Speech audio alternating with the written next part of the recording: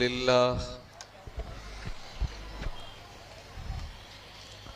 नहमदुहु व नस्तईनुहु व नस्तगफिरुहु व नऊज़ु बिल्लाहि मिन शुरूरि अनफुसिना व मिन सय्यिआति अअमालिना मन यहदिहिल्लाहु फला मुदिल्ल लहु व मन युद्लिल फला हादिय लहु व अशहदु अल्ला इलाहा इल्लल्लाहु वहदहु ला शरीक लहु व अशहदु अन्ना मुहम्मदन अब्दुहु व रसूलुहु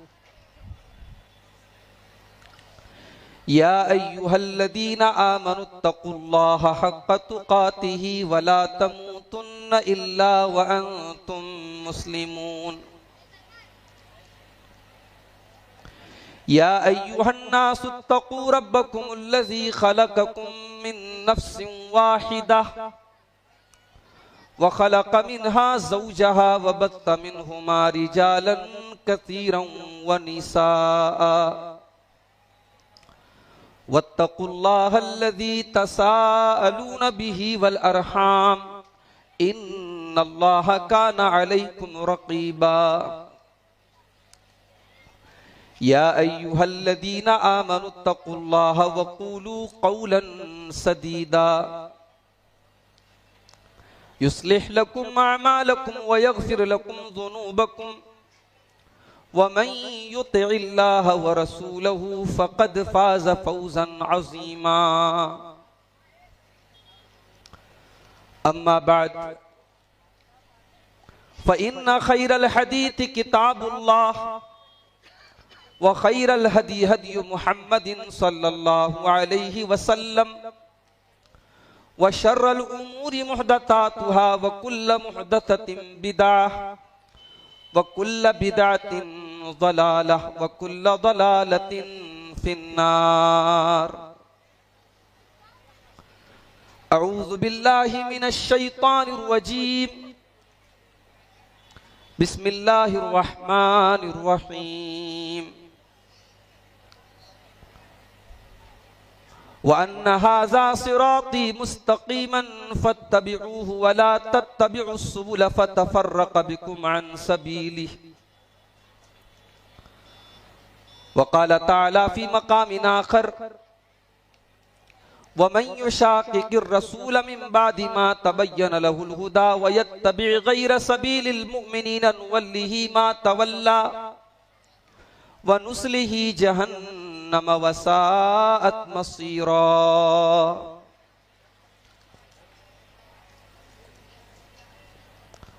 सदरे इजलास, स्टेज के ऊपर मौजूद काबिल एहतराम उलमाए किराम, मोहतरम बुजुर्गों, नौजवान साथियों, माँओं और बहनों, प्यारे बच्चों, चीता कैंप के इस इलाके में और इस मकाम पर सालाना 3 रोज़ा प्रोग्राम हर साल मुनक्किद होता है। इससे पहले भी एक मर्तबा जमात के जिम्मेदारों ने इस प्रोग्राम में मुझे मदऊ किया था और मैं शरीक हुआ था। ये प्रोग्राम बड़ी अहमियत का हामिल होता है, बहुत अच्छे असरात मुरत्तब होते हैं और यहाँ सुनने वाले एक अच्छा पैगाम और एक अच्छी सोच लेकर के इस प्रोग्राम से जाते हैं। 3 रोज़ा प्रोग्राम का आज दूसरा दिन है और जिम्मेदारों की तरफ से मुझे जो उन्वान मिला है वो बड़ा ही अहम और बहुत ही हसास मौजू है और हम सब के लिए काबिल गौर मौजू है। एक लफ्ज हम सुनते होंगे, मनहजे सलफ। हम और आप इस स्टेज पर जो लोग बैठे हैं, इस स्टेज की जो दावत है वो मनहजे सलफ की दावत है। हम अपने आप को सलफी मनहज पे चलने वाला कहते हैं। तो दो सवालात हैं। एक सवाल तो यह है कि ये मनहजे सलफ है क्या, और क्या ये लफ्ज कोई नया है या पुराने जमाने में भी ये लफ्ज इस्तेमाल होता चला आया है, और इसका माना क्या है, और फिर इस मनहज की खुसूसियात क्या है, इसकी विशेषताएं क्या है, इसकी स्पेशलिटीज क्या है, कौन सी ऐसी खास बात है इस मनहज में जो दूसरे मनाहिज में और दूसरे रास्तों में नहीं है। मेरे भाइयों, बहुत आसान जबान में मैं आपको समझाने की कोशिश करूंगा। मनहज कहते हैं साफ और क्लियर रास्ते को, और सलफ कहते हैं उन लोगों को जो गुजर गए। तो मनहजे सलफ का मतलब हुआ गुजरे हुए लोगों का रास्ता, यानी लिटरेरी मीनिंग इस लफ्ज की ये हुई गुजरे हुए लोगों का रास्ता। अब जाहिर है जो गुजरे हुए लोग हैं उसमें अच्छे भी होंगे, बुरे भी होंगे, हिदायत याफ्ता भी होंगे, गुमराह भी होंगे। तो क्या मनहजे सलफ में तमाम किस्म के लोगों का रास्ता शामिल है? नहीं। जब हम मनहजे सलफ बोलते हैं तो मुराद वो रास्ता है जो रास्ता अल्लाह के प्यारे नबी सल्लल्लाहु अलैहि वसल्लम का छोड़ा हुआ रास्ता है, जिस रास्ते पर अल्लाह के प्यारे नबी ने अपने सहाबा को छोड़ा और सहाबे किराम ने अपने बाद वाली जनरेशन यानी ताबईन को छोड़ा है। और ताबईन के बाद जो थर्ड जनरेशन आई तबा ताबईन, ये इस उम्मत की 3 जनरेशन, जिसको अल्लाह के नबी ने इस उम्मत के सबसे बेहतरीन लोग खैरुन्नास आपने कहा कि इस उम्मत में सबसे बेहतरीन लोग कौन होंगे? मेरे जमाने के लोग होंगे, फिर उनके बाद वाले, फिर उनके बाद वाले। तो इन्हीं को सलफे सालेह कहा जाता है, उनके रास्ते और उनके मनहज को मनहज सलफ कहा जाता है। अब सवाल यह पैदा होता है कि भाई कुरान हमारे पास मौजूद है, हदीसें हमारे पास मौजूद हैं, ये मनहज की जरूरत क्या है? देखिए, मुसलमानों में जितने मसलक हैं, मुसलमानों में जितने फिरके हैं, कोई फिरका इस बात का इनकार नहीं करता कि हम कुरान को नहीं मानते। सब कुरान को मानने का दावा करते हैं। अपनी बिदात और खुराफात को साबित करने के लिए अहले बिदअत दलील बनाते हैं कुरान को। अपने गलत अकीदों को साबित करने के लिए अहादीस को तोड़ मरोड़ कर पेश करते हैं। तो दलील तो उनके पास भी है साहब, कुरान भी और हदीस भी है। तो वो कौन सी चीज है जिससे हम अपने आप को अलग करेंगे, मुमताज करेंगे? हम ये कहते हैं कि सहाबे किराम ने और इस उम्मत के बेहतरीन लोगों ने कुरान और सुन्नत का जो मफहूम समझा है, जो उनकी अंडरस्टैंडिंग है, जो उनका तरीका है, हम उस तरीके पर चलेंगे। कुरान की अब कोई नई तफसीर, हदीसों का कोई नया मतलब और कुरान और हदीस की कोई नई तशरीह वो कबूल नहीं होगी। ये है मनहज की अहमियत, और इस मनहज की अहमियत कुरान से भी साबित है। मैंने 2 आयतें आपके सामने पढ़ी। वअन्न हाज़ा सिराती मुस्तक़ीमन फत्तबिऊह। अल्लाह फरमाता है कि ऐ मेरे बंदो, ये मेरा रास्ता है, सीधा रास्ता, इसी रास्ते पर तुमको चलना है, इसी की पैरवी करो, इसी को फॉलो करो। वला तत्तबिउस सुबुल फतफर्रक बिकुम अन सबीली। और इस मनहजे हक को छोड़कर, मेरे बताए हुए रास्ते को छोड़कर और रास्तों की पैरवी न करो। अल्लाह का एक रास्ता है, और यही वो रास्ता है जिस रास्ते पर अल्लाह के नबी ने अपनी उम्मत को छोड़ा है। अल्लाह के प्यारे नबी फरमाते हैं, इन्नी क़द तरक्तुकुम अलल बैदाइ लैलुहा कनहारिहा। ऐ मेरी उम्मत के लोगों, मैं तुमको बहुत क्लियर रास्ते पर छोड़ के जा रहा हूं। लैलुहा कनहारिहा, जिस रास्ते पर रात भी दिन की तरह रोशन है। अल्लाह के नबी ने जो रास्ता दिया है वो रास्ता बिल्कुल क्लियर है, उसमें कहीं कोई भूल भुलैया नहीं, उसमें कहीं कोई ठोकर लगने का अंदेशा नहीं, बिल्कुल क्लीन रास्ता है, बिल्कुल क्लियर रास्ता है। और ये वो रास्ता है मेरे प्यारे साथियों, तो सहाबे किराम का रास्ता है। इसीलिए जब हम ये कहते हैं कि हम कुरान और हदीस को मानते हैं, तो हमें साथ में ये कहना भी जरूरी है कि हम कुरान और हदीस को वैसे मानते हैं जैसे सहाबा ने माना है। कुरान और हदीस को कोई नए तरीके से मानना, उसकी कोई नई डिफिनेशन करना, उसकी कोई नई तशरीह करना, वो काबिल कबूल नहीं। अल्लाह कुरान में कहता है, वमन यत्तबि गैर सबीलिल मुमिनीन नुवल्लिही मा तवल्ला व नुस्लिही जहन्नम वमन युशाक़िक़िर रसूल मिन बादि मा तबय्यन लहुल हुदा व यत्तबि गैर सबीलिल मुमिनीन, जो रसूल के हुक्म से मुंह मोड़ेगा, जो रसूल की बात से इख्तिलाफ करेगा, व यत्तबि गैर सबीलिल मुमिनीन, और जो मोमिनों के रास्ते से हटेगा, जो सहाबा के मनहज से हटेगा, अल्लाह फरमाता है नुवल्लिही मा तवल्ला, वो जिधर मुड़ेगा हम उधर मोड़ देंगे। जो सहाबे किराम के मनहज से हटा है, तारीख शाहिद है, उसे फिर हिदायत नहीं मिली, उसे फिर हक का रास्ता नहीं मिला है। सहाबे किराम के दौर में एक फिरका पैदा हुआ, खवारिज का फिरका। अल्लाह के नबी सल्लल्लाहु अलैहि वसल्लम सही हदीस में कहते हैं कि तुम अपनी नमाज को हकीर समझोगे उनकी नमाज के सामने। इतने इबादत गुजार होंगे, इतने तहज्जुद गुजार होंगे, इबादत में कोई कमी नहीं, तहज्जुद गुजारी में कोई कमी नहीं। मसला सिर्फ मनहज का है मेरे प्यारे साथी। खवारिज ने कुरान और सुन्नत के नुसूस को गलत तरीके से समझा और गलत तरीके से अप्लाई किया। उन्होंने सहाबे किराम की तकफीर की, सहाबे किराम को काफिर करार दिया, नऊजुबिल्लाह। उन्होंने गुनाह कबीरा, जिन गुनाहों को कुरान और सुन्नत में गुनाह कबीरा कहा गया, बड़ा गुनाह कहा गया, जिन पर जहन्नम की वईद का जिक्र आया कुरान और सुन्नत में, उन गुनाहों के करने पर खवारिज ने यह अकीदा रखा कि जिसने एक भी गुनाह कबीरा का इर्तिकाब कर लिया वो काफिर हो गया, इस्लाम से खारिज हो गया और वो हमेशा जहन्नम में जाएगा। तो दलील तो उनके पास भी कुरान से थी, दलील उनके पास भी हदीस से थी।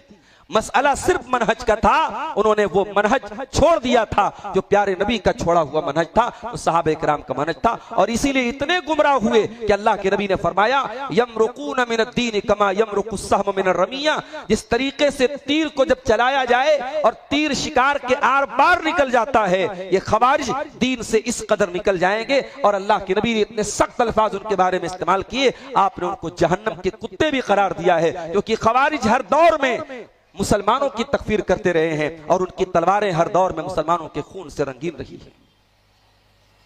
मेरे अजीजों, इस दौर में मनहजे सलफ को समझने की ज्यादा जरूरत है, क्योंकि जिस तरीके से जमाना तरक्की कर रहा है, गुमराही नए नए तरीकों से हमारे समाज में आ रही है।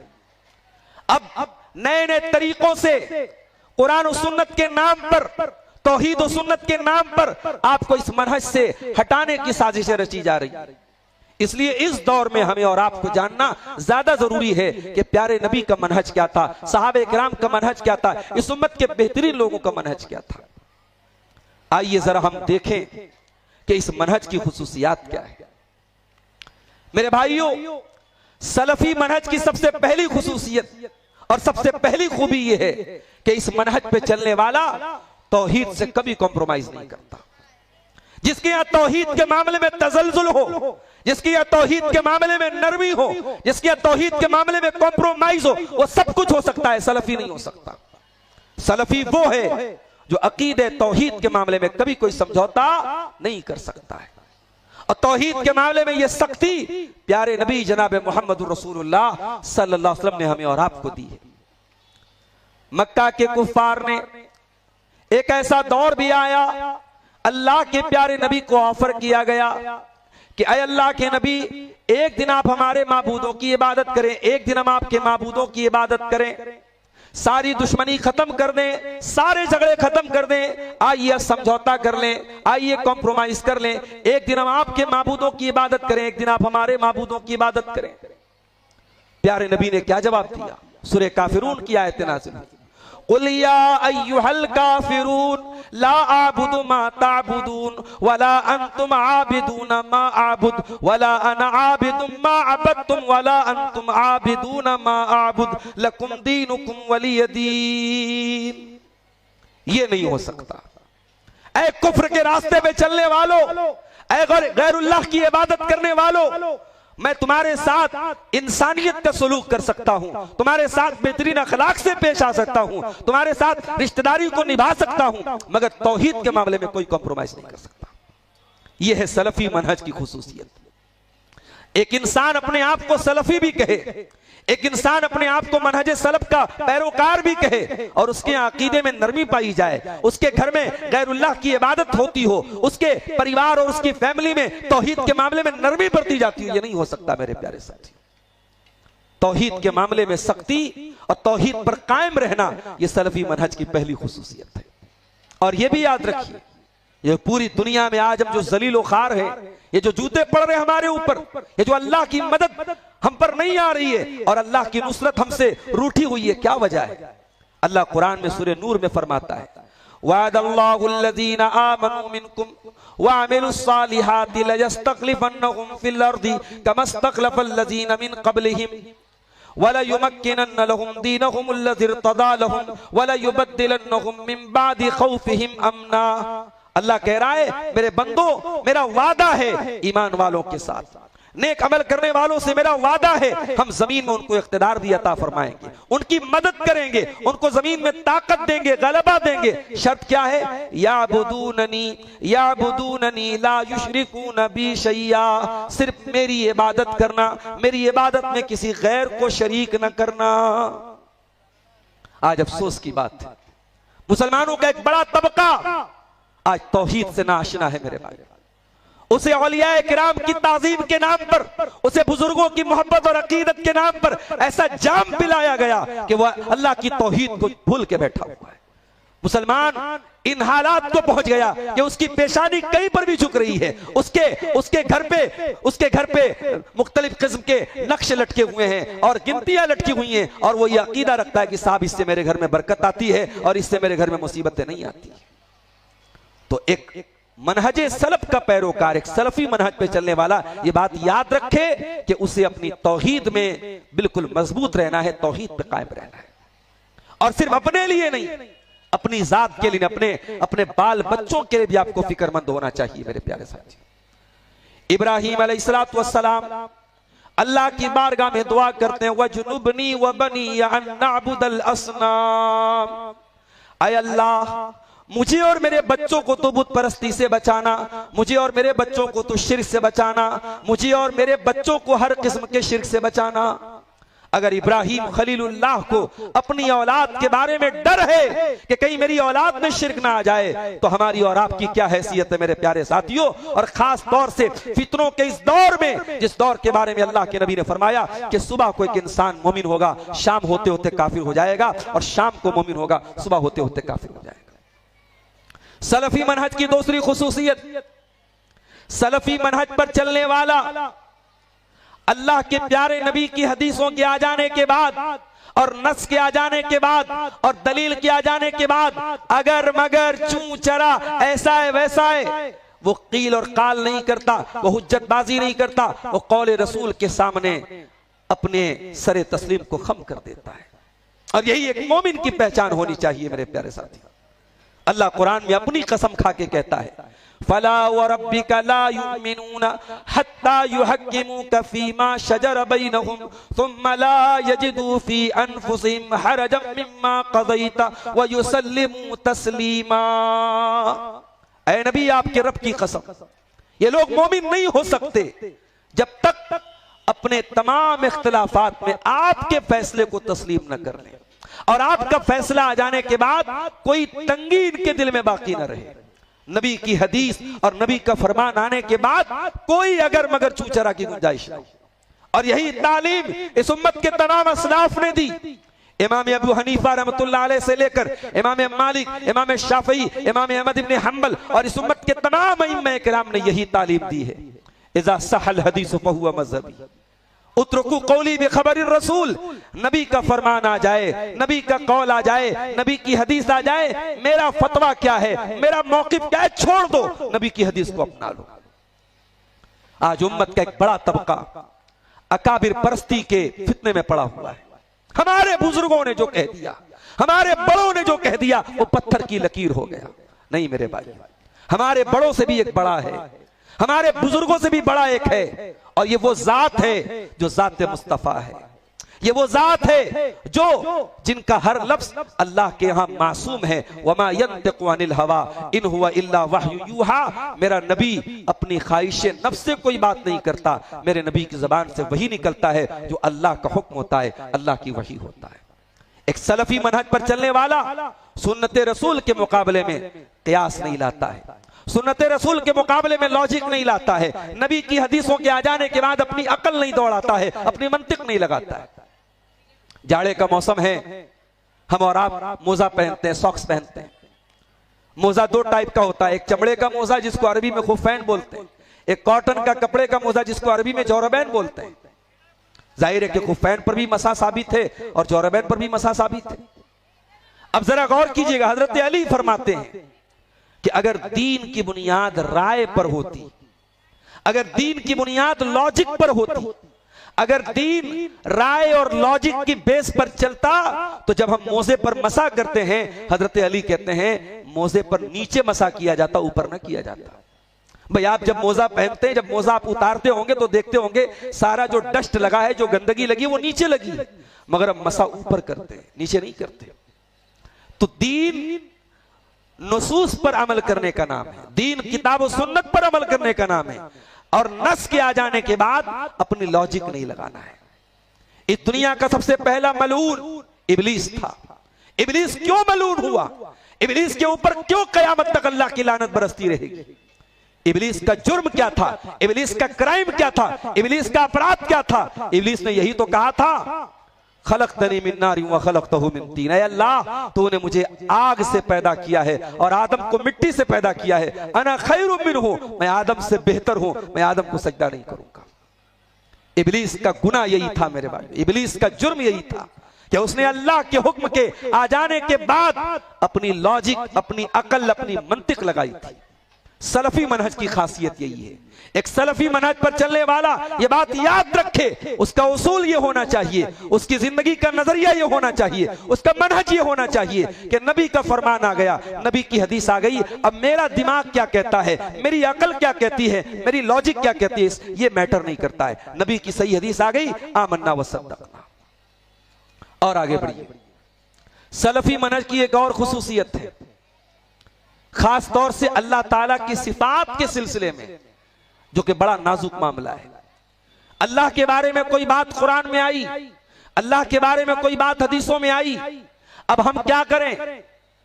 हमारा अकीदा यह होना चाहिए कि अल्लाह के बारे में जो भी सिफत आई है हम उस पर ईमान रखते हैं, और वो सिफत अरबी जबान में जिस माना में आई है उसी माना में हम उस सिफत को लेते हैं। मिसाल के तौर पर अल्लाह ताला के लिए कुरान में हाथ का लफ्ज आया, हदीसों में अल्लाह ताला के लिए कदम का लफ्ज आया, अल्लाह ताला के लिए ऐन का लफ्ज आया। अब ये ऐन माने आंख होता है, यद माने हाथ होता है, कदम के माने पैर होता है। अब अल्लाह की इन सिफात के मामले में एक गिरोह उन लोगों का हुआ जिन्होंने कहा नहीं साहब, अल्लाह का हाथ कैसे हो सकता है, अल्लाह का कदम कैसे हो सकता है। उन्होंने इन सिफात का डायरेक्ट इनकार कर दिया। और एक फिरका वो पैदा हुआ जिन्होंने कहा कि अल्लाह का हाथ बिल्कुल वैसा है जैसे हमारा हाथ है, अल्लाह का कदम वैसा है जैसे हमारा कदम है, अल्लाह की आंख वैसी है जैसे हमारी आंख है, हमारी नजर है।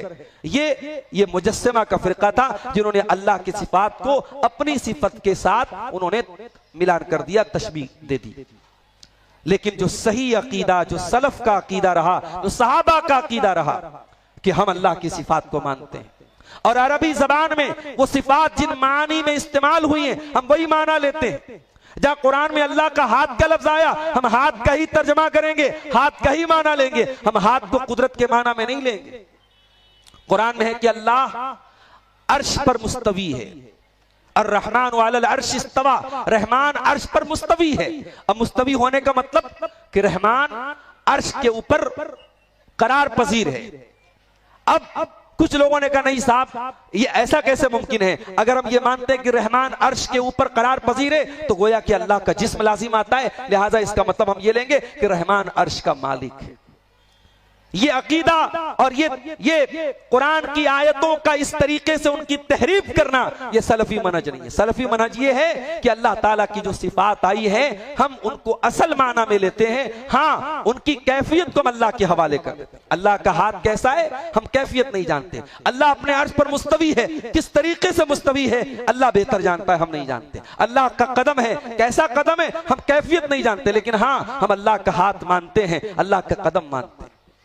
हमारे यहाँ गैर मुस्लिम भाइयों के यहाँ उनकी किताबों में कहीं के लिखा गया कि ईश्वर निराकार है, ईश्वर का, ऊपर वाले का, अल्लाह का कोई आकार नहीं है। माफ कीजिएगा, इस्लाम की नजर में यह अकीदा भी ठीक नहीं है। हमारा अल्लाह, हमारा रब निराकार नहीं है, उसका, उसके बारे में जो सिफात आई है, उसके हाथ का जिक्र आया हम हाथ मानते हैं, उसके कदम का जिक्र आया हम कदम मानते हैं, उसकी नजर का जिक्र आया हम नजर मानते हैं, उसके जितने भी सिफात का जिक्र कुरान और सुन्नत में आया है हम तमाम सिफात पर ईमान रखते हैं। तो ये बड़ा नाजुक मसला है सिफात का, और सिफात के मसले में उम्मत में बड़ी गुमराही पैदा हुई। तो सलफी मनहज की खुसूसियत यह है कि अल्लाह ताला की सिफात के मामले में हम वही अकीदा रखते हैं जो अकीदा सहाबे किराम का था, जो ताबईन का था, जो इस उम्मत के बेहतरीन लोगों का था, कि हम अल्लाह ताला की सिफात को उनके असल माना में लेते हैं, हम उनकी तहरीफ नहीं करते और न ही अपनी सिफात के साथ उनकी हम तशबीह देते हैं। और आगे बढ़िए, सलफी मनहज की एक खुसूसियत और है मेरे भाई, सलफी मनहज ये अल्लाह के दीन पर साबित कदम रहने का नाम है। इस मनहज की खुसूसियत यह है, इस मनहज पे चलने वाले हालात को देख करके पलटते नहीं है, मसलहतों को देख करके बदलते नहीं है, और जो मसलहतों को देख करके अपना अकीदा बदल ले, अपना मनहज बदल ले, अपना नजरिया बदल ले, वो सब कुछ हो सकता है, सलफी नहीं हो सकता। इमाम अहमद इब्न हंबल रहमतुल्लाह अलैह, उनके दौर में एक फितना पैदा हुआ, कुरान को अल्लाह की मखलूक कहा गया। इमाम अहमद इब्न हंबल ने कहा लाओ मेरे पास कोई दलील लाओ, मैं तो नहीं मानता कुरान अल्लाह की मखलूक है, कुरान अल्लाह का कलाम है, मैं अल्लाह का कलाम मानता हूं। उस दौर के बादशाहों ने इमाम अहमद इब्न हंबल के ऊपर कोड़े बरसाए, उनको जेल कैद खाने में डाल करके उनकी उम्र के बड़े कीमती हिस्से को बर्बाद किया गया। इमाम अहमद इब्न हंबल आखिरी सांस तक अपने इस अकीदे पर कायम रहे। उनको ऐसी तकलीफें दी गई, ऐसा टॉर्चर किया गया कि उलमा ने लिखा है, उस दौर के सवाने निगारों ने लिखा है कि वैसी अजियतें किसी जानवर को दे दी जाती, जानवर पागल हो जाता, किसी हाथी को उतने कोड़े मारे जाते, हाथी पागल हो जाता। इमाम अहमद इब्न हंबल के जिस्म पर कोड़े बरसते रहे, मगर उन्होंने अपना अकीदा न छोड़ा, अपना मनहज न छोड़ा मेरे प्यारे साथी। और जानते हो इमाम अहमद इब्न हंबल अपने इस अकीदे पर साबित कदम रहे, आखिरी सांस तक साबित कदम रहे। उनके बेटे अब्दुल्ला कहते हैं कि मेरे अब्बा जान अक्सर कहते थे रहीमल्लाहु अबुल हैसम, अल्लाह की रहमत नाजिल हो अबुल हैसम के ऊपर। अबुल हैसम उस दौर का बहुत बड़ा चोर था, डाकू था। इमाम अहमद इब्न हंबल के बेटे कहते मुझे बड़ी हैरत हुई कि मेरे अब्बा जान एक चोर और डाकू के लिए बार बार दुआएं क्यों करते, रहीमल्लाहु अबुल हैसम, रहीमल्लाहु अबुल हैसम, अल्लाह की रहमत नाजिल अबुल हैसम के ऊपर। एक दिन अब्दुल्ला ने पूछा कि अब्बा जान क्या बात है, आप उस चोर के लिए दुआएं रहमत करते हैं, क्या बात है, उस चोर के अंदर ऐसी क्या खास बात आपको नजर आ गई? कहा कि है मेरे बच्चे, जब कुरान करीम को अल्लाह की मखलूक ना मानने के जुर्म में और अल्लाह का कलाम मानने के जुर्म में जब मुझे कैद खाने में लेके जाया गया और मेरे दोनों हाथों को बांधा गया ताकि मेरे ऊपर कोड़े बरसाए जाएं, उस मौके पर वहां जेल खाने में अबुल हैसम भी मौजूद था।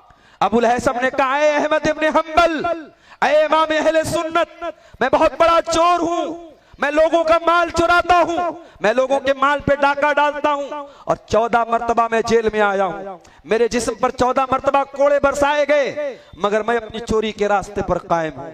ऐ अहमद इब्न हंबल, अगर मैं शैतान की राह में और शैतान की राह में और एक गलत रास्ते पे चलते हुए अगर मैं अपने रास्ते पर कायम हूं, तो ऐ अहमद इब्न हंबल आप हक के दाई हैं, आप सुन्नत के आलिम हैं, आप किताब और सुन्नत के दाई हैं, आप हक पर चलने की सजा भुगतने आए हैं, आप अपने मनहज पे कायम रहिएगा, अपने मौके पर कायम रहिएगा। इमाम अहमद इब्न हंबल कहते हैं, जब मेरे जिस्म पर कोड़े बरसाए जाते थे, जब मुझे अज़ियतें दी जाती थी, मुझे टॉर्चर किया जाता था, मुझे अबुल हैसम के जुमले याद आते थे और मुझे बड़ी ताकत मिलती थी, बड़ा हौसला मिलता था और आखिरी सांस तक मैं अबुल हैसम को याद करता हूं और मैं दुआएं देता हूं अल्लाह रहमतें नाजिल करे अबुल हैसम के ऊपर कि उसने मुझे अपने इस मनहज और अकीदे पर साबित कदम रहने में उसने बहुत सपोर्ट किया, बहुत मदद की।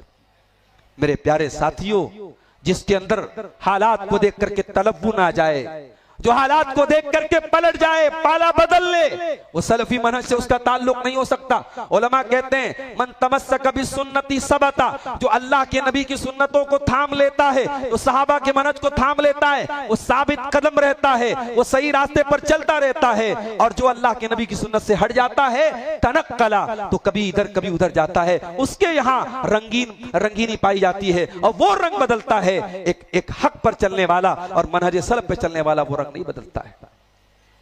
मेरे प्यारे साथियों, सलफी मनहज की एक खुसूसियत और है, ये मनहज हमें गुलू से दूर रखता है।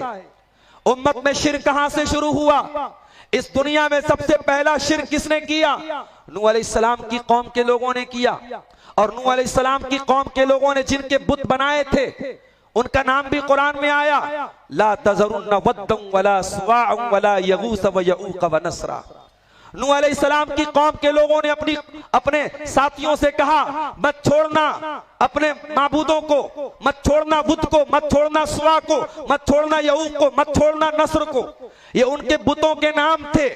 अब्दुल्लाह इब्न अब्बास, जो इस उम्मत के तर्जमानुल कुरान कहे जाते हैं, जो हब्रुल उम्मा कहे जाते हैं, जो इस उम्मत में बड़े जीनियस आलिम और सहाबे किराम में बड़े जीनियस आलिम माने जाते हैं, अब्दुल्लाह इब्न अब्बास कहते हैं, बुखारी के अल्फाज हैं कि ये हजरत नूह अलैहिस्सलाम की कौम के नेक लोगों के नाम है, ये उनकी उम्मत के वलियों के नाम है, ये नूह अलैहिस्सलाम की कौम के औलियाए किराम के नाम है। उनके मरने के बाद पहले लोगों ने उनकी तस्वीरें बनाई और फिर उनके मुजस्समे बनाए और फिर पूजा पाठ शुरू कर दी, इबादत शुरू कर दी। मेरे प्यारे साथियों, कि आज ये गुलू और अकाबिर के सिलसिले में और बुजुर्गों के सिलसिले में ये गुलू कि आज हम मुसलमानों के अंदर नहीं आया, वो दी जिससे तौहीद फैली जहां में, वो बदला गया आके हिंदोस्तान में। मौलाना अल्ताफ हुसैन हाली 100 साल पहले रोना रोते हैं कि जिस दीन के जरिए तौहीद पूरी दुनिया में फैली थी, वो दीन आके हिंदुस्तान में बदल दिया गया। जिस दीन की पहचान तौहीद से होती थी, वो दीन आज हिंदुस्तान में बुजुर्गों और वलियों की कब्रों पर सजदा करने से जाना जाने लगा।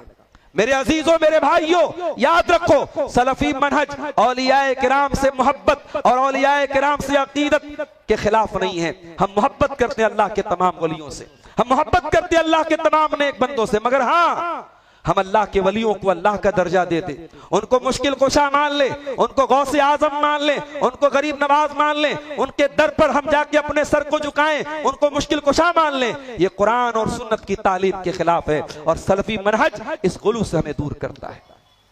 कुरान कहता है, या अहलल किताब ला तगलू फी दीनिकुम, ऐ अहले किताब, तुम अपने दीन के अंदर गुलू मत करो। अहले किताब को, यहूद और नसारा को इसी गुलू ने बर्बाद किया है। अभी क्रिसमस का त्योहार 10 दिन भी नहीं हुआ है, गुजरा है। क्रिसमस के त्योहार पर पूरी दुनिया की ईसाई बिरादरी ईसा अलैहिस्सलाम की पैदाइश का जश्न मनाती है। उनसे पूछो ईसा कौन थे? भाई ईसा मसीह से बड़ी मोहब्बत करते हैं ईसाई। उनके चर्च के बाहर ईसा अलैहिस्सलाम के अक़वाल लिखे होते, इंजील की आयतें लिखी होती हैं। उनसे पूछो कि what's your belief in about Jesus, आप ईसा के बारे में क्या अकीदा रखते हैं? ईसाई कहेगा Jesus was son of God, ईसा अल्लाह के बेटे थे। वो ईसा को अल्लाह का बेटा मानता है। और हमारा अकीदा क्या है? लम यलिद वलम यूलद, अल्लाह न किसी का बेटा है, न अल्लाह का कोई बेटा है। हम ईसा अलैहिस्सलाम को अल्लाह का रसूल मानते हैं, अल्लाह का बंदा मानते हैं, और हम ये मानते हैं अल्लाह ने मोजज़े के तौर पर बगैर बाप के उनको पैदा किया और उनकी रूह को मरियम के पेट में, मरियम के रहम में डाला गया। हम ये अकीदा रखते हैं। लेकिन आज ईसाइयों ने ईसा अलैहिस्सलाम के बारे में गुलू किया। और बड़ी अजीब बात यह है कि जब ईसा अलैहिस्सलाम दुनिया में जन्म लेते हैं और अपनी माँ की गोद में पहला जुमला उनके मुंह से निकलता है, कहते क़ाल इन्नी अब्दुल्लाह, ऐ लोगों मैं अल्लाह का बंदा हूं। ईसाई उनको अल्लाह का बंदा मानने को तैयार नहीं है, ईसाई उनको अल्लाह का बेटा मानता है। तो मेरे प्यारे साथियों, मोहब्बत के नाम पर, अकीदत के नाम पर, ताजीम के नाम पर, रिस्पेक्ट और सम्मान के नाम पर हर दौर में शैतान ने लोगों को गुमराह किया है और गुलू में डाला है। सलफी मनहज हमें गुलू से दूर रखता है। हम नबियों को, वलियों को, अल्लाह के नेक बंदों को उनका जो मकाम दिया है अल्लाह ने, जो मकाम दिया है रसूल ने, हम उन्हें वो मकाम देते हैं, हम गुलू नहीं करते। और जानते हैं ये गुलू कितनी खतरनाक चीज है। हजरत फजल इब्न अब्बास कहते हैं अल्लाह के नबी जब हज करने गए, अपनी जिंदगी का पहला और आखिरी हज आपने किया, हज्जतुल वदा, उस मौके पर आपने जब कंकरी लाने का मुझे हुक्म दिया और मैं कंकरी छोटी छोटी चने के बराबर मैंने कंकरी लाके अल्लाह के नबी के हाथों में रखी, तो अल्लाह के नबी ने कहा ये ठीक है, ये कंकरी ठीक है। और उसके बाद आपने फरमाया इय्याकुम वल गुलू, ऐ मेरे सहाबा देखो ये जो कंकरी लाया है, ये फजल इब्न अब्बास जो कंकरी लाया है, इतनी ही बड़ी कंकरी से तुम शैतान जमरात को मारना, जमरात को जब तुम रमी करना मारना, इतनी ही बड़ी कंकरी से मारना। इस कंकरी के बारे में भी गुलू मत करना, तुमसे पहले की उम्मतों को गुलू ने हलाक कर दिया। भाई सवाल ये पैदा होता है, अगर कोई कंकरी की जगह ईटा पत्थर मार दे, जूता चप्पल मार दे, क्या गुनाह है, कौन सी बड़ी बात है? मगर नहीं, शरीयत इसी का नाम है कि जहां जितना हुक्म दिया गया हमें उतने पर इक्तिफा करना है, हमें गुलू नहीं करना है। अरे शरीयत तो यहां तक कहती है कि आप अपनी बीवी और अपने बच्चों के हुकूक के सिलसिले में, अपनी बीवी का अगर आप शादी हुई है और आप बीवी का हक अदा न करके आप रातों में इबादत कर रहे हैं, तो शरीयत ने इसको भी गुलू करार दिया है और अल्लाह के नबी ने इससे भी मना किया है। आपने अपने सहाबा से कहा कि तुम्हारे ऊपर तुम्हारी बॉडी का भी हक है, तुम्हारे ऊपर तुम्हारे मेहमान का भी हक है, तुम्हारे ऊपर तुम्हारी बीवी का भी हक है और तुम्हारे ऊपर तुम्हारे रब का भी हक है, सबको सबका हक दिया जाए। तो मेरे अजीजों, गुलू की हर शक्ल से इस्लाम ने हमें रोका है, प्यारे नबी ने हमें रोका है और सहाबे किराम इसी मनहज पर कायम थे। सलफी मनहज हमें गुलू से रोकता है। और आगे बढ़िए, सलफी मनहज की एक और खुसूसियत है, इस मनहज में तशद्दुद नहीं है, यह मनहज तशद्दुद से रोकता है। सलफी मनहज पर चलने वाला निर्दोषों की हत्या नहीं कर सकता, बेकसूरों को कत्ल नहीं कर सकता। सलफी मनहज पर चलने वाला इंसानी जान की के एहतराम को समझता है, इंसानी जान की अहमियत को समझता है। कुरान बार बार हमें क्यों बताता है, वला यक़्तुलून नफ्सल्लती हर्रमल्लाहु इल्ला बिल हक़, अल्लाह के नेक बंदे किसी की नाहक जान नहीं लेते। जो इस सलफी मनहज से हटा, जो कुरान और सुन्नत के और सहाबे किराम के इस रास्ते से हटा, वो खारिजी हो गया। वो उसके अंदर ऐसा तशद्दुद बनता कि वो बेकसूरों को मारने लगता है, वो मुसलमानों की तकफीर करने लगता है, वो इमाम हरम तक को मुर्तद करार देने लगता है। आज देख लें, अपने आप को सो कॉल्ड अल्लाह की राह में लड़ने वाला बताने वाले और इस्लामी जिहाद का नारा बुलंद करने वाले कितने ऐसे हमारे नौजवान हैं और कितनी ऐसी तंजीमें हैं जिनकी खारिजियत ऐसी पनपी है और तशद्दुद ऐसा पनपा है, उन्होंने अइम्मे हरमैन तक को मुर्तद करार दिया है, उन्होंने मुसलमानों की मेजॉरिटी को मुर्तद करार दे दिया, उन्होंने अपने कलमा गो भाइयों को उन्होंने मुर्तद करार दे दिया। याद रखो मेरे भाइयों, ये बहुत नाजुक मसला है। किसी को काफिर करार देना, किसी की तकफीर करना बड़ा नाजुक मसला है, बड़ी शर्तें हैं, बड़ी कंडीशन है। किसी के बारे में ये कहना वो काफिर है, ये बहुत बड़ी बात है। अल्लाह के नबी फरमाते हैं, अगर आपने किसी को काफिर कहा और वो काफिर नहीं है, तो वो बात लौट करके आपकी तरफ आ जाएगी। यानी नाहक किसी की तकफीर करने वाला खुद काफिर हो जाएगा। इसलिए मेरे प्यारे साथियों, ये जो सलफी मनहज है, ये जो अहले सुन्ना का जो तरीका है, जो सहाबे किराम का तरीका है, इस तरीके पर चलने वाले मुतशद्दिद नहीं होते, उनके यहाँ तशद्दुद नहीं होता। और अल्लाह के नबी फरमाते हैं, हलकल मुतनत्तिऊन, हलाक हो जाएंगे और हलाक हो गए वो लोग जिनके यहाँ तकल्लुफ है, जिनके यहाँ तशद्दुद है, जिन्होंने दीन को तशद्दुद बना डाला है। मेरे प्यारे साथियों, आज आप देखें, दीन के अंदर जहां तशद्दुद होना चाहिए वहां तशद्दुद नहीं है।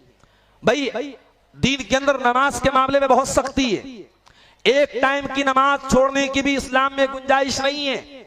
आज हमारे कितने नौजवान हैं, उनकी जिंदगी में नमाज नहीं है, उनकी जिंदगी में इस्लाम के बुनियादी अरकान और फराइज नहीं है, और वो बात क्या करते हैं, ईरान और तुरान की बात करते हैं, वो पूरी दुनिया की बात करते हैं, वो इंटरनेशनल पॉलिटिक्स की बात करते हैं, वो दुनिया जहान के मसले हल करने की बात करते हैं। अरे भाई, तेरा अपना अकीदा दुरुस्त नहीं, तेरे अपने अमल दुरुस्त नहीं, तू 5 टाइम की नमाज तक का पाबंद नहीं है, तेरे अखलाक में कमियां हैं, तेरे किरदार में गड़बड़ी है, और तू पूरी दुनिया के मसाइल हल करने की बात करता है।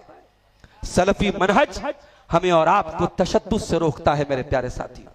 और सलफी मनहज हमें उलमाए हक से जुड़ने की तालीम भी देता है। सलफी मनहज पर चलने वाले हर दौर में उलमाए हक के साथ जुड़े रहे और उलमा के उन्होंने इरशादात की रोशनी में और उलमा की रहनुमाई की रोशनी में उन्होंने काम किया है। वो अपने उलमा से बेजार नहीं हुए। आज ये भी बड़ा मसला है, हमारे बहुत सारे नौजवान खास तौर से जो इंटरनेट के ज्यादा जो है उसका यूज करते, उसका इस्तेमाल करते हैं, उनकी नजर में उलमा की कोई जरूरत नहीं। उन्होंने उलमा का मकाम दे दिया इंटरनेट को। उन्होंने बहुत सारे सो कॉल्ड यूट्यूब पर उनको स्कॉलर मिल गए, उनको लगा कि साहब ये तो बड़े कॉन्फिडेंस से बात कर रहा है, ये तो बड़ी दलीलें दे के बात कर रहा है। उन्होंने उसको अपना हीरो मान लिया। अब कोई इंसान आया, उसने कहा साहब मैं आपको वो बात बता रहा हूं जो आज तक उलमा ने 1400 साल से छुपा के रखा, मैं वो बात बता रहा हूं। याद रखो मेरे भाइयों, अगर कोई बात आज 2025 में और 1400 साल के बाद आज के दौर में कोई बात बयान कर रहा है और वो ये कह रहा है कि ये नई बात है और ये बात आज तक उलमा ने छुपाई है और ये बात किसी ने नहीं बताई, मैं बता रहा हूं, ये बात खुद उसके गुमराह होने की दलील है। ये बात खुद उसके गलत होने की दलील है। दीन किसी दौर में छुपा हुआ नहीं था, दीन के उसूल कभी छुपे हुए नहीं थे और दीन पर चलने वाला एक सही अकीदा और सही मनहज और सही रास्ता हर दौर में सेफ रहा है, हर दौर में महफूज रहा है। अइम्मा किराम इसी मनहज पर चलते चले आए और हमारे मुहद्दिसीन इसी मनहज पर चलते आए, हमारे असलाफ इसी मनहज पर चलते आए। वो कौन सी बात है जो आज 1400 साल के बाद एक इंसान बयान कर रहा है और कह रहा है हमारे उलमा छुपा रहे हैं? आइए मैं आपको बताता हूं, उलमा ने छुपाया नहीं है, हाँ उलमा ने एहतियात बरती है। हर मसला हर इंसान की समझ के लायक नहीं होता, हर मसले पर हर इंसान डिस्कस करे ये जरूरी नहीं है, हर इंसान इस लायक हो कि हर मसले पर बात करे जरूरी नहीं है। मिसाल के तौर पर सहाबे किराम के दरमियान आपस में कुछ इख्तिलाफात हुए, लड़ाइयां हुई, जंगे हुई, सहाबे किराम में 2-3 ग्रुप बन गए। अब आज एक आदमी खड़ा होता है और वो बैठ करके तय करता है कौन सही था कौन गलत था, और फिर जिसको वो गलत मानता है डायरेक्ट बोलता है वो जहन्नम की तरफ बुलाने वाला है। अरे अल्लाह के बंदे, तू है कौन? तेरी औकात क्या है? तेरी हैसियत क्या है? तू सहाबे किराम के दरमियान होने वाले इख्तिलाफात का फैसला, तुझे ये जजमेंट करने का और तुझे ये फैसला करने की अथॉरिटी किसने दी है? अरे जब मेरे रब ने तमाम सहाबा के बारे में कह दिया वकुल्लम वादल्लाहुल हुस्ना, नबी का हर सहाबी जन्नती है, नबी का हर सहाबी जन्नती है। जिसने ईमान की हालत में नबी से मुलाकात की और ईमान की हालत में दुनिया से गया, नबी का हर सहाबी जन्नती है। तू कौन होता है सहाबे किराम में डिस्क्रिमिनेशन करने वाला? तू कौन होता है सहाबे किराम को मुनाफिक का तमगा देने वाला और सहाबे किराम के ईमान पर सवाल उठाने वाला? मेरे प्यारे साथियों, याद रखो, अपने बारे में ये कहना कि हम नई बात लेके आए हैं, हम वो बात लेके आए जो उलमा छुपा रहे थे, ये बात खुद एक इंसान के गुमराह होने की दलील है। इसको बहुत अच्छी तरीके से याद रखिए। और ये दौर एक ऐसा दौर है जहां एक इंसान की पॉपुलैरिटी के हिसाब से उसका मेयार तय किया जाता है। एक इंसान यूट्यूब पर उसके कितने फॉलोअर्स हैं, इंस्टाग्राम पर उसके कितने फॉलोअर हैं, उसके वीडियोस को कितने लोग देखते हैं, अगर इस बुनियाद पर आप लोगों का मेयार तय करेंगे, लोगों का इल्म तय करेंगे और लोगों का लेवल तय करेंगे तो बड़ा मसला पैदा हो जाएगा मेरे भाई। दुनिया में बड़े बड़े नंगी तस्वीरें बनाने वाले, नंगी फिल्में बनाने वाले और अपने बदन को उरियां दिखाने वाली औरतें, आज उनके सोशल मीडिया पर करोड़ों अरबों उनके फॉलोअर्स हैं। तो क्या ये फॉलोअर्स का ज्यादा होना उनके हक होने की दलील बन गई? नहीं मेरे प्यारे साथियों, हक पर चलने वाले अगर किसी दौर में थोड़े भी हों तो वो हक पर ही रहेंगे। इसलिए फॉलोअर्स की कसरत से धोखा न खाएं, किसी के कॉन्फिडेंस लेवल से धोखा न खाएं। आप ये देखें वो तालीम क्या है, वो अकीदा क्या है, वो मनहज क्या है जिसकी तरफ बुला रहा है। मैं बात ऐसे भी स्कॉलर को जानता हूं जिनकी बातें बड़ी अच्छी होती हैं, वो सास बहू के बारे में बड़ी बहुत अच्छी बातें बोलते हैं। हमारी खवातीन उनके वीडियोस को अपने व्हाट्सएप के स्टेटस पे लगाती कि साहब ये तो सास बहू के बारे में बड़ी अच्छी बातें बोलती हैं। वो दूसरी शादी पर बहुत अच्छी गुफ्तगू करते हैं, दूसरी शादी के मौजू पर सोशल मीडिया पर उनके वीडियो वायरल हैं। हमारे नौजवान उनके गिरविदा हो गए, मगर उन्होंने दूसरे और वीडियोस में उन्होंने बाकायदा खुल्ला सलफी मनहज के खिलाफ और अहले हदीसों के खिलाफ अपनी नफरत और बुग़्ज़ का इजहार किया, सहाबे किराम के मुतालिक अपने बुग़्ज़ का इजहार किया। हमारा नौजवान याद रखे, ऐसे इंसानों को और ऐसे सो कॉल्ड स्कॉलरों को आप अगर अपने स्टेटस की जीनत बनाते हैं, अल्लाह क्या जवाब देना पड़ेगा मेरे प्यारे साथियों।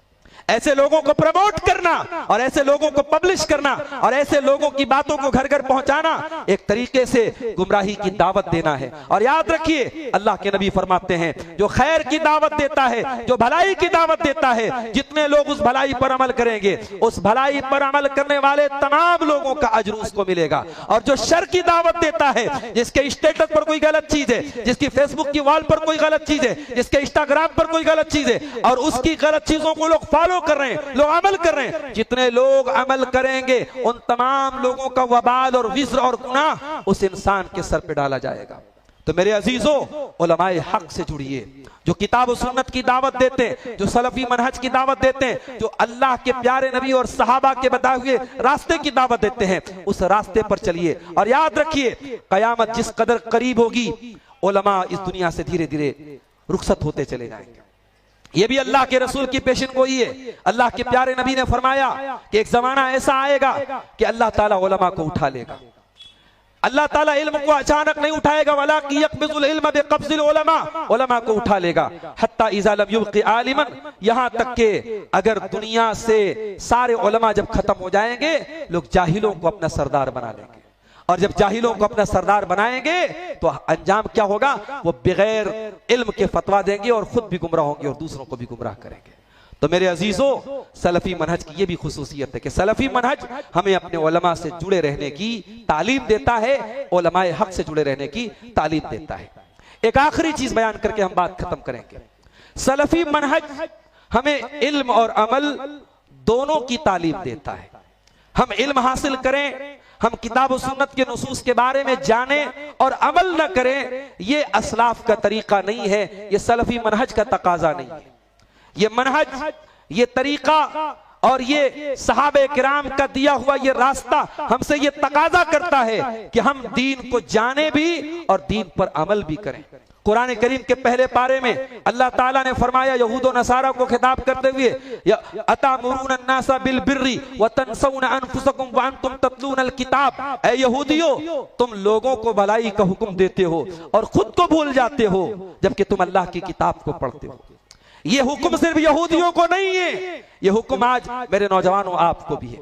और खास तौर से अगर आप अपने आप को सलफी कहते हैं और सलफी मनहज के साथ अपने आप को जोड़ते हैं, तो याद रखिए, दुनिया आपकी एक एक एक्टिविटी पर नजर रखती है, आपका हर अमल दुनिया वालों की नजर में होता है। और आप याद रखिए, अगर एक सलफी मनहज पे चलने वाला जब कोई गलत रास्ता अपनाता है तो दुनिया वाले ज्यादा उसको निशाने पर लेते हैं। सिर्फ उसको, उसकी जात को निशाना नहीं बनाते, उसके पूरे मसलक को, उसके मनहज को और उसकी दावत को निशाना बनाते हैं। इसलिए अपने नौजवान साथियों से कहना चाहूंगा कि मेरे नौजवानों, इस मनहज को समझो और इस पर अमल भी करो। अपने अखलाक को आला बनाओ, अपने अमल को बेहतरीन बनाओ, अपने अंदर इबादतों का शौक पैदा करो, अपनी रातों को क़ियामुल लैल से आबाद करो, अपने दिन को नफली रोजों से आबाद करो, अपने दामन को पाक रखो, अपने आप को ज़िना से, शराब से, नशे से दूर रखो। आज मुंबई जैसे शहर में हम देखते हैं कि हमारा नौजवान किस कदर बेराहरवी का शिकार है। इस शहर में लाखों की तादाद में मुस्लिम नौजवान नशे और नशे की बड़ी घटिया किस्मों के शिकार हैं।